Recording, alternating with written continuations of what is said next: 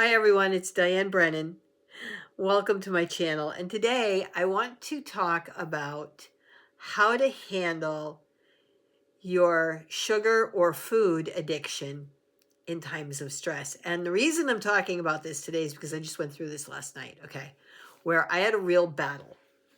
Now, I gave into it right after Mom died. There was some of my favorite chocolate here because she and I had very similar tastes in that. Well, I won't say there was a lot of it left. There's the thing. There was a lot of my favorites here, just little bits of it, right? And I had this feeling of overwhelm of everything I have to do. You have to understand, like, she was an avid quilter. I don't sew. I have a room, the biggest room in the house, that is eventually going to become my master bedroom, absolutely filled with fabric, thread, and all kinds of other sewing stuff that some of which I don't like. I don't even begin to know what half of it is, okay? Because again, I don't sew. Her furniture, her quilts, because she loved to make quilts to decorate her house with, and she had them for every season, every holiday, because she would like decorate her whole house in these quilts all throughout. Wall hangings, she had a ladder, she hung some over. I mean, she changed them out with every season and stuff, so she was constantly making herself new quilts. And so I have quite a collection of quilts too to get rid of. I don't decorate like that. You will notice throughout the seasons and the holidays, this room will not change until I finally am ready to paint the entire house and the walls and ceilings get my color aqua on them. Then everything will go back. Pretty much the way it is now. It's pretty close to it. But that's when you'll see a change. And then it's going to stay like that for a very long time. I am that kind of person. Once I put stuff somewhere, I like it to stay there. Okay? I only move it to dust. Mom was constantly changing and rearranging things, and especially by the seasons and the holidays. So I allowed myself, and it was a conscious decision. It really was. I was like, you know what? There's not that much of it total, really. And I'm just super stressed. And I even went out. I can't have dairy, but I used to love the So Delicious brand of, I call it ice cream, but frozen dairy, whatever, my ice cream. So I even went out and I got myself a little bit of that. Okay, I got like 2 pints. Over the course of a week, I went through all this stuff. And I'll tell you, I started having horrible nights of sleep. I started to feel the pain and inflammation come back in. My stomach wasn't feeling good. I mean, I felt the effects, right? So I stopped. And this time I was actually able to stop. Because here's the problem. The last time that I allowed it, it took me 10 years to stop. And that's not a joke. It took me 10 years. And I'm the kind of sugar addict, and I will admit full-fledged sugar addict, okay? If I allow myself one candy bar or one thing of ice cream, that invites in the cookies, the cakes, more candy, more ice cream. And I'll have like 2-3 candy bars in a day plus a pint of ice cream, or a whole 6 cookie thing from the bakery at the grocery store, and a pint of ice cream and a candy bar or 2. I mean, I can't stop once I start, literally, for the day. I mean, it's horrible. I call that the sugar monster. And when I open the door to that cage and let the sugar monster out, it is disaster for days. I will say right after Mom died, that is the most in control I've ever had it. I really was able to limit myself like a normal human being again, because this actually only started after I went keto. No, before keto, because like I said, I was having that problem. So after I went paleo and fell off the wagon. When I fell off the paleo wagon, the sugar monster door, the cage door was open. The monster was out of its cage and running wild and having a blast. I was not having a blast, but I was enjoying all the sugar. I'm really horrible. I was doing really, really, really good while Dad was sick. Through all of that, that's what actually made it so I could handle the stress. But then summer solstice was approaching. Still, while Dad was sick, this was 2023, and my ex-husband, while we were still together, while he was still my husband, said, why don't we get ice cream for the summer solstice? And it was a really hot day, and we said, well, why don't we just go ahead and get it now? We'll just have it now. We won't have it again until the winter solstice. That binge in 2023 lasted us both. I don't know after he and I got divorced. 2024, towards the end of 2024, after that, I can't tell you for him. I can tell you for me, it still kept going. It was going for him until then, for sure. Probably still is today. I don't know. Not my problem, not my worry. For me, it went on all the way until after my mom and I moved here in 2025. And actually, I'm going to say it went on until earlier this year. Okay. So it took me basically 3 years almost. Close. I was finally just under control when Mom died. I'd finally, I think in April, gotten myself under control again. So I know the consequences. I know them well. I had gained all the weight back before, the moon phase. Now, the last 3-year one, because I was doing carnivore, so I wasn't having other carbs, it wasn't as bad. I was having the pain, I was having the inflammation, but I didn't get the moon face back. I didn't put all the weight back on, just a little bit. I put maybe about 10 pounds back on of the, you know what, I don't weigh myself. I'm guessing because I don't weigh myself. I go by how my clothes are fitting. I don't even own a scale anymore. He and I had one because he wanted it. I don't own one, and I don't use it because I've learned that the scale means absolutely nothing. I went down when I was working at Pizza Hut as a delivery driver, and I started walking in the mornings, started walking a track, and then I would do trail twice a week. I went down 3 sizes without losing a pound because muscle does weigh more than fat. I know I'm digressing from the original topic. I'll get back. And people that say, no, it doesn't because a pound of fat and a pound of muscle weigh the same. Yes, they do, but they don't take up the same mass. A pound of fat is way bigger than a pound of muscle because a pound of muscle is denser and thereby takes up less space. So muscle, if you take the same size chunk of muscle and glob of fat and put them on the scale, the muscle is going to weigh a lot more than the fat.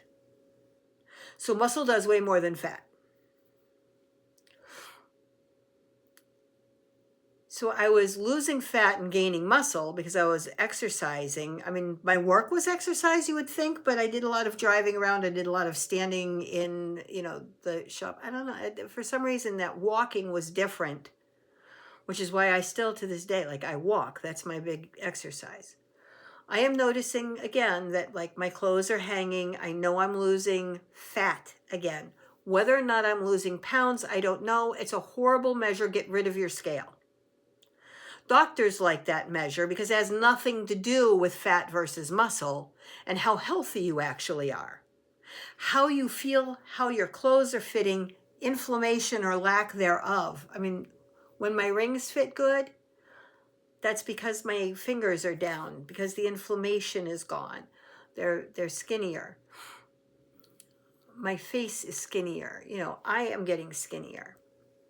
And I'm getting in better shape again. I can breathe better again. I can do more again. I have more energy. That is what I go by for the results. So, last night, I had a situation that was really super stressful. And I was so tempted. I wanted to go out and get a thing of my ice cream, the So Delicious stuff. I wanted to go, and it's clean compared to other non-dairy, by the way, but it still has guar gum and xanthan gum. It's like, it's got stuff in it that's thickeners and creates leaky gut. And it still has a lot of sugar and carbs. Okay. So it might be cleaner, but it's still not good for you. And, you know, watch out for ice cream. A lot of it has high fructose corn syrup in it now, not just sugar. Anyway,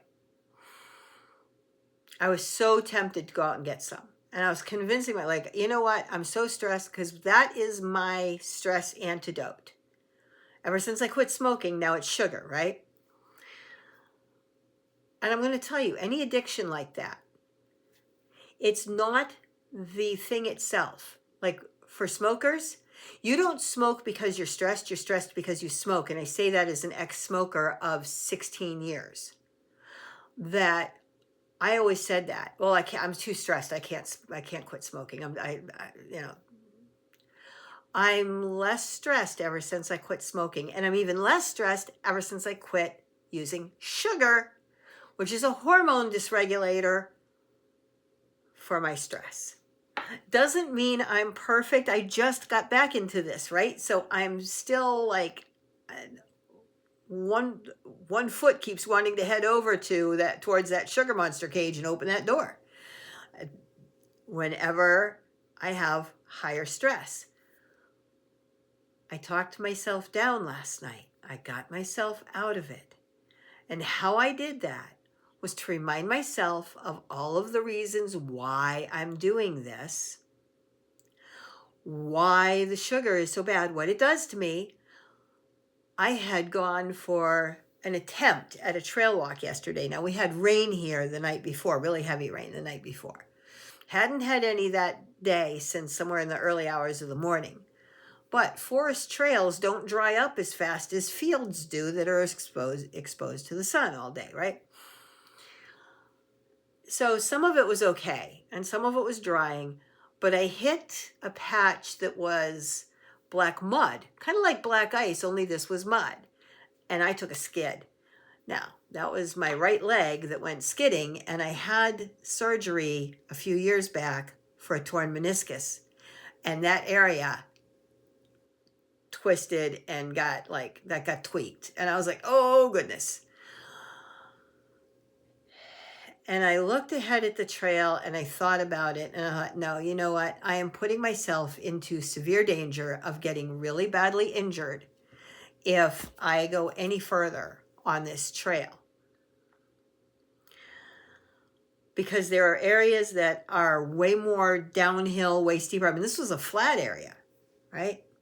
There are areas that are way more dangerous that if they're like that, I'm going to go down and I could get, I could tear that meniscus again. I could get injured worse than that, sprain an ankle, because my right ankle has been sprained so many times. I was told 2 sprains ago I was going to need surgery to shorten the tendons if I sprained it again.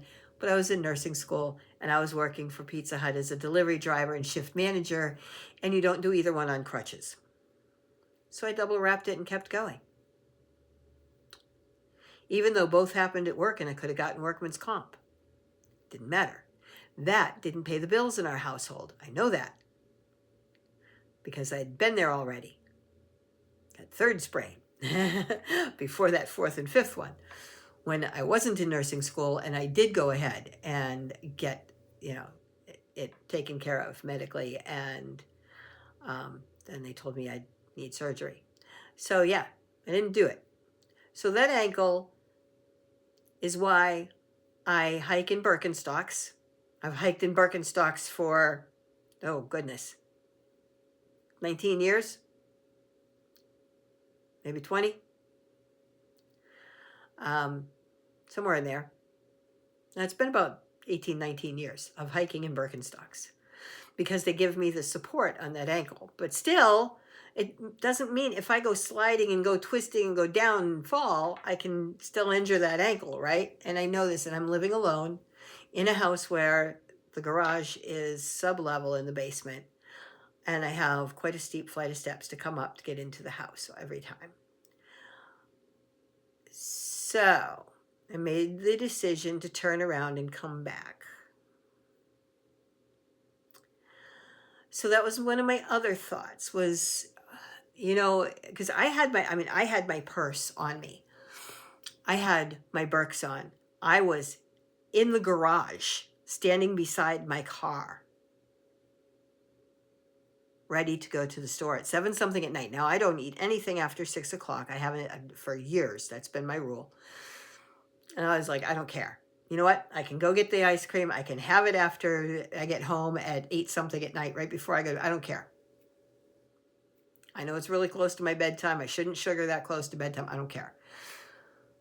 I stopped myself that close to going, actually getting in the car, literally getting in the car. I was halfway down into the seat when I stood back up and said, no. I do not need to do that to myself because I know what's going to happen now. That knee is right on the edge of being inflamed. I could feel it. It was giving me some trouble. I knew that going and getting the sugar wasn't going to help it any. And I started deep breathing.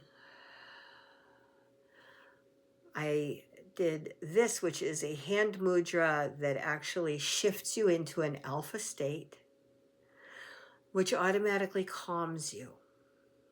So does the deep breathing.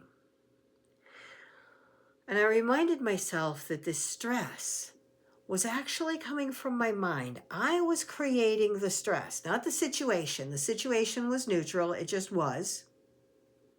That's something to keep in mind. Anything that's happening in your life, that is not stressful.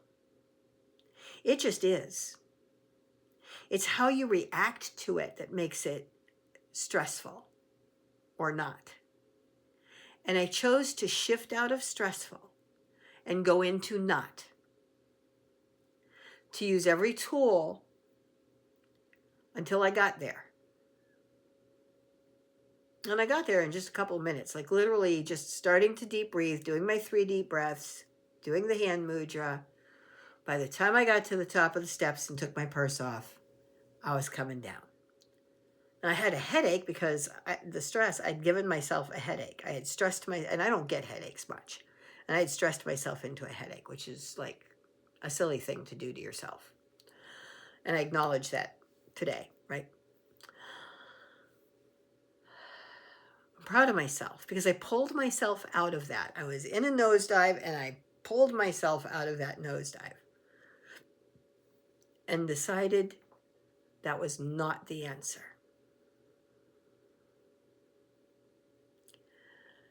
So, this is my advice to you. If you're going through something stressful and you're getting tempted to go off of whatever healthy way of eating you're doing, and especially if you're tempted to open the door to a sugar monster and let it free, don't.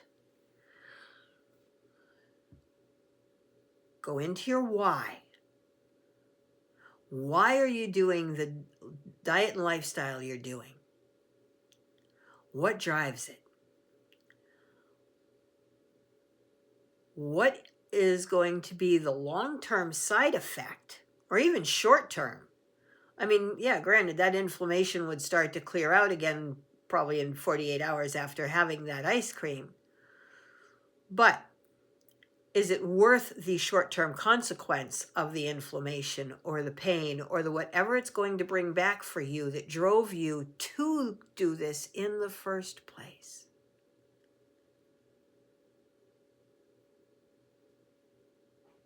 Shift yourself out of it. Use deep breathing. 3 deep breaths is yogic breathing, and it's 3 deep breaths into your belly and then releasing.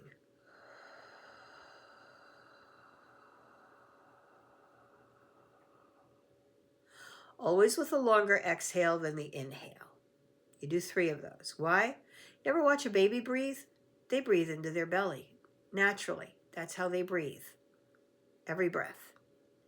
By the time a child is about 8, You see a mix of that and chest breathing. You see less belly breathing, more chest breathing coming in. By the time we're in our teens, we're chest breathing. We've forgotten about belly breath. We've forgotten how to do it. Why? Stress.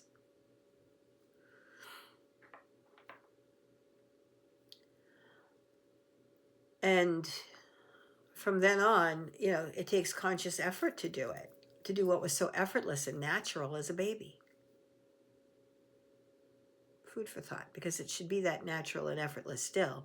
And even for me, it's not. For most yogis, it's not. It's still something they have to do in meditation. That's why it's called yogic breathing, right? Very few people achieve the ability as an adult, and I'm not going to say nobody does, but very few really achieve that level to unconsciously breathe into their belly with every breath they take. But make it a goal, because it'll keep you a lot less stressed. And remember, next time you get stressed, it's not something in here, it's in here, and it can be shifted. And you can do it by taking conscious control and taking over and getting your parasympathetic and sympathetic nervous system downshifted consciously into a calmer state. Anyway, and today the situation ended up being resolved unexpectedly, because I actually thought it was shot for the weekend and it wasn't going to be until Monday. But it got fixed today. So, what was I stressing for? What was I about to go do all that inflammation for? Something temporary. And that's the other thing about stress, right? Remind yourself, this is a temporary situation.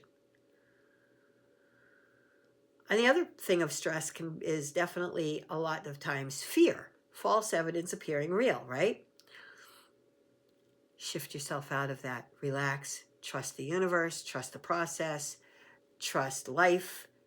Trust God. Trust however you see all of it. And breathe into that. And get yourself out of that mode, rather than giving in to your addiction.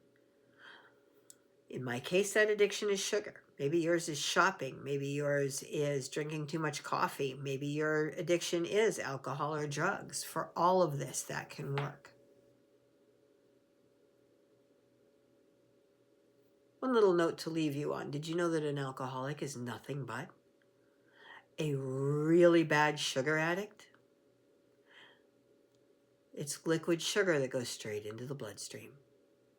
That's why at like AA meetings and stuff, you see a lot of coffee with sugar and donuts and high sugary treats. Still doing sugar. Snap out of that. Much love, much light, many, many blessings. Peace out.